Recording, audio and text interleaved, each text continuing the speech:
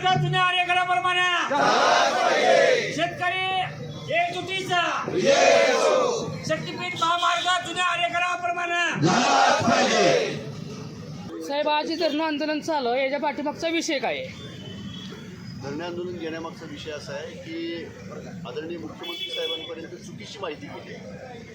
सोलापूर जिल्ह्यामधून शक्तीपीठ हायवेला विरोध आहे असा गैरसमज कुणीतरी त्यांचा करून दिला आहे. वास्तव असं आहे, वस्तुस्थिती अशी आहे की सोलापूर जिल्ह्यामधलं संयुक्त मोजणीचं काम पूर्ण झालेलं आहे. काही काही गावांमध्ये तर मूल्यांकनाचंही काम पूर्ण झालेलं आहे.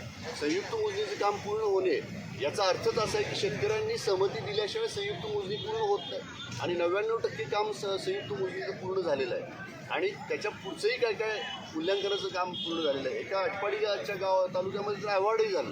म्हणजे भूसंपादन प्रक्रिया जी आहे ती 99% पुढे गेलेली आहे आणि मग अचानक हे आरेखन बदलण्याची गरज का निर्माण झाली? आम्हीही गोंधळून गेलो होतो. त्याचा अभ्यास केला आम्ही. तर आदरणीय मुख्यमंत्री साहेबांचा गैरसमज कुणीतरी करून दिला आहे, दिशाभूल केली आहे त्यांची की जिल्ह्यात खूप विरोध आहे.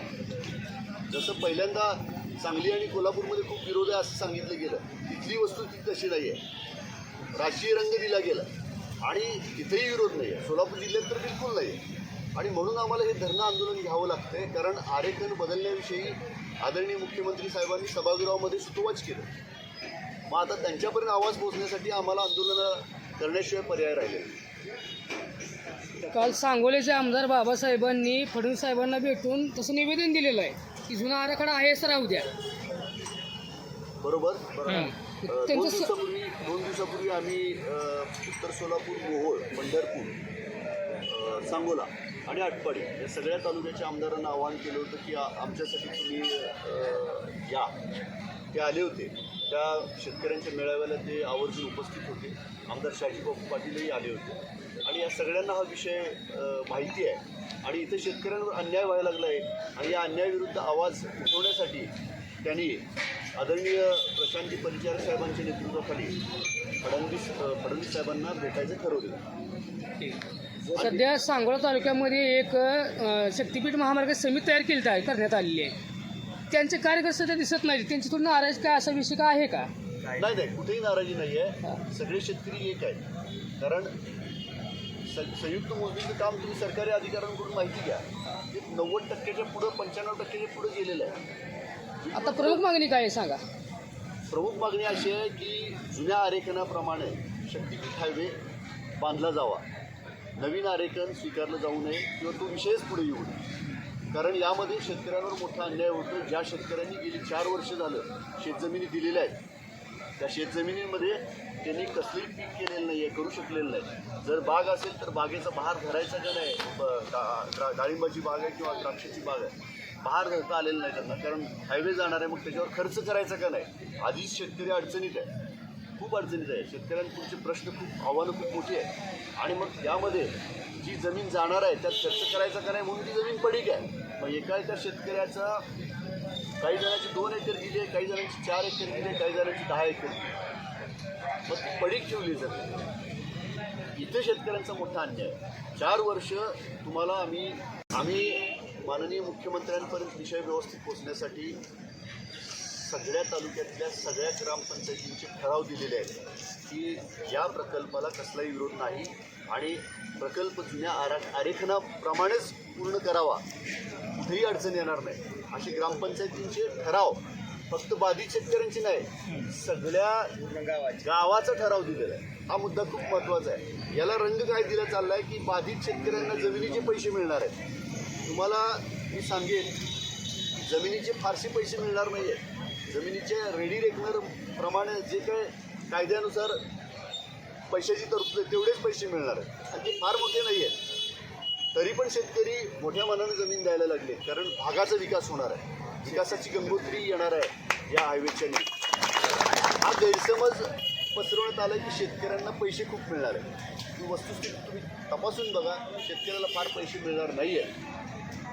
मात्र गेली 3-4 वर्ष झालं त्याचं जे उत्पादन बुडतं आहे ते खूप महत्त्वाचं आहे. तो मुद्दा खूप महत्त्वाचा आहे आणि त्यासाठी सगळे या भागातल्या तालुक्यांचे आमदार आमच्या पाठीशी आहेत.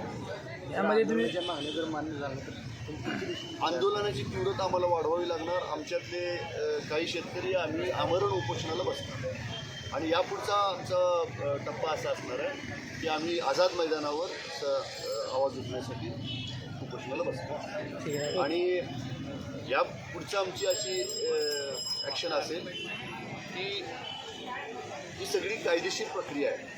नोटिफिकेशन असेल, त्यानंतर होणारी संयुक्त मोजणी असेल 5 विभागांची, शेतकऱ्यांना ज्या नोटिसा येतात त्यानंतर मग शेतकऱ्यांची भूसंपादनाची प्रक्रिया सुरू होते. ही अतिशय कायदेशीर बाब आहे आणि ही अतिशय कायदेशीर बाब 99% पूर्ण झाल्यानंतर जर आरेखन बदललं जात असेल तर आम्ही याविरुद्ध उच्च न्यायालयामध्ये दाद मागतो. सिकंदर तालुका मी शक्तीपीठ बाधित शेतकरी आहे.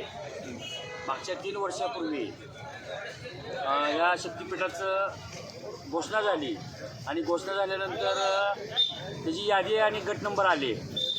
तेव्हापासून आम्ही सर्व जवळजवळ 12 जिल्ह्यातले शेतकरी, अगदी विशेष करता सोलापूर जिल्ह्यातील शेतकरी देव अक्षरशः पाण्यात ठेवून होतो की रोड कधी जातोय. कारण रोड गेल्यामुळं आपल्या भागाचा विकास होणार आहे, आपला विकास होणार आहे. ह्याच्यासाठी सगळे देव पाण्यात ठेवून होते आणि त्याच्यानंतर वेळोवेळी त्याच्या काय माहिती याची सूचनाची, त्यानंतर आम्ही त्याची वाट बघत बसल्यानंतर त्या रोडचं सगळं मॅप तयार झाला. मॅप तयार झाल्यानंतर त्याची मोजणी झाली. मोजणी झाल्यानंतर मेका रवल्या गेल्या, दगडं रवली गेली. मग शेतकऱ्याला कळलं की आता 100% रोड जातोय. शेतकरी त्या आशेवर बसले, भाग आशेवर बसलाय आणि अचानक ह्या जुनं हे जे अलाजमेंट आहे ते बदलून कुणीतरी चुकीची माहिती मुख्यमंत्री साहेबांना देऊन, काय दलालांनी, काय खोट्या नाट्या नेते मंडळींनी त्यांनी चुकीची माहिती देऊन हा रोड इकडून सोलापूर जिल्ह्यातून दुसऱ्या साईडनं पळवून आणि चोरून न्यायचा प्रयत्न केला आहे. ह्याला आमच्या सर्व ह्या जुन्या आरेखनाप्रमाणे जे शेतकरी आहेत त्याचा आमचा त्यांना तीव्र विरोध आहे. तर आमची एवढीच एक रास्त मागणी आहे की हे जुन्या आरेखनाप्रमाणे रोड व्हावा. ह्याच्यासाठी परत आम्ही जेव्हा पाणी ठेवून आहे याची दखल महाराष्ट्र शासनाने 2 उपमुख्यमंत्री शिंदेसाहेब आणि पवारसाहेब आणि मुख्यमंत्री फडणवीस साहेबांनी दखल घ्यावी आणि याचा विचार व्हावा. जर याचा विचार नाही झाला तर पुढची आमची दिशा हे आझाद मैदान उपोषण आणि रस्त्यावरची लढाई कुठल्याही प्रकारची करायची असेल तर त्याला आम्ही सगळी तयार आहे. धन्यवाद.